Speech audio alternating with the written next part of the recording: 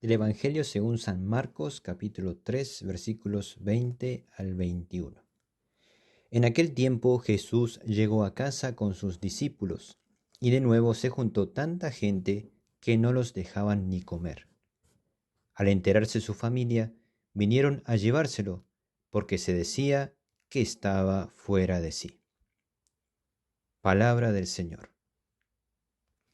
En este breve pasaje del Evangelio de San Marcos podemos apreciar dos cosas. Primeramente, la intensa actividad pastoral de Jesús, quien habiendo llegado a la casa luego de elegir a sus discípulos, no tiene tiempo siquiera para alimentarse y recobrar fuerzas. El evangelista nos muestra que nuestro Señor era un hombre de un carisma extraordinario por ser Dios justamente, y también por todas esas curaciones, sanaciones y predicaciones hechas por él anteriormente. Por eso la gente se apretujaba para verlo y se apuraba para poder incluso, como en otros pasajes vemos, aunque sea tocarle la orla de su manto. Y es así como Jesús manifiesta su poder, su magnificencia y y su carisma tan especial. El pueblo había quedado fascinado por su figura. Luego, más adelante, lo acusarán a Jesús ante el procurador romano, que le decían que seduce a las turbas, seduce al pueblo.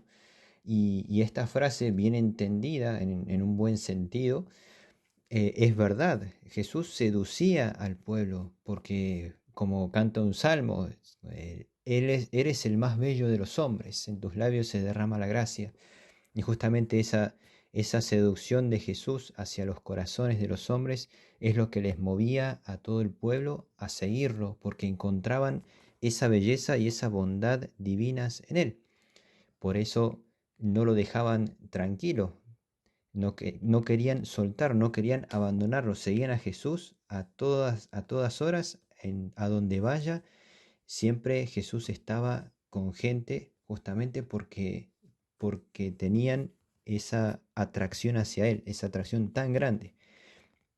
A nosotros también nos debe fascinar esta figura de Jesús, este aspecto de Jesús, esa belleza que emana su rostro y su poder, su omnipotencia, su sabiduría, porque justamente es él quien seduce nuestro corazón o debe seducir nuestro corazón para que lo sigamos, para que cumplamos su voluntad, no por mera obligación o porque no nos queda otra, sino más bien como un camino que tenemos que hacer de enamoramiento hacia Él, de seguirlo todo el tiempo, a todo lugar, a donde vayamos, siempre tiene que estar Jesús en nuestras vidas.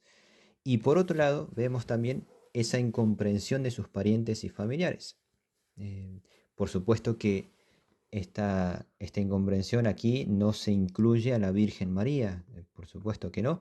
La Virgen María queda excluida de este grupo de personas, de familiares, de parientes que no comprendían a Jesús, hasta tal punto de que le decían que estaba fuera de sí, o que otras traducciones dicen era un exaltado, decían de Jesús que era un exaltado. Y, y Jesús, por supuesto, nos anuncia, ya que nosotros correríamos esta misma suerte. Un profeta nunca es bien recibido en su tierra o en su familia. Y, y él mismo en carne propia sufrió esta incomprensión y este rechazo de sus propios deudos, de sus propios parientes.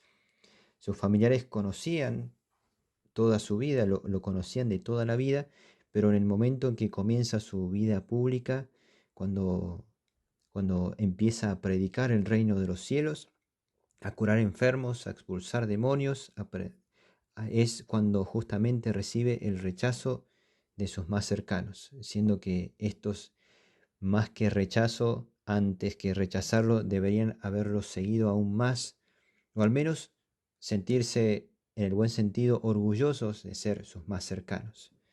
A Jesús ciertamente le duele esta actitud de ser rechazado, de no ser comprendido por aquellos quienes deberían haberlo aceptado, conociéndolo toda la vida.